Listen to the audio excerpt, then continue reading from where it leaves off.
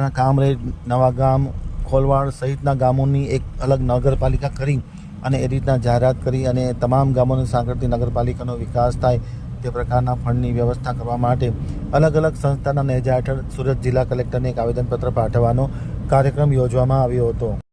હવે છે સુરત કામરેજ આમતક ન્યૂઝ બ્યુરોનો એક વિસ્તૃત અહેવાલ.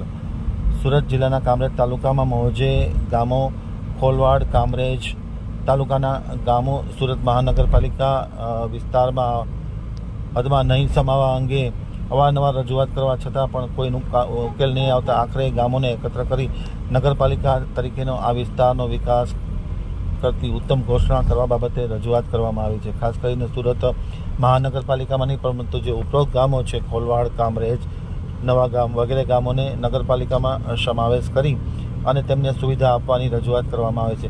માનવ સેવાની સેવા તથા national human rights and social justice commission અને અખિલ ભારતીય સર્વધર્મ કોમી એકતા સમિતિના નેજા હેઠળ જિલ્લા કલેક્ટરને એક આવેદનપત્ર પાઠવવાનો કાર્યક્રમ યોજવામાં આવ્યો હતો. પાઠવેલા આવેદનપત્રમાં નગરપાલિકા તરીકે ઘોષિત કરી અને એ પ્રકારની વ્યવસ્થા કરી આપવાની રજૂઆત આવેદનપત્રમાં કરવામાં આવી છે. કલેક્ટરે યોગ્ય કરવા અંગે ખાતરી આપી છે.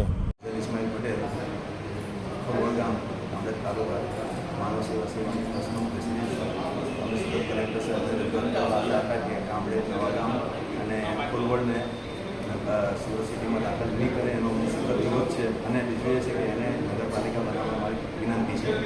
એના માટે અમને પાસે આવેલા હતા.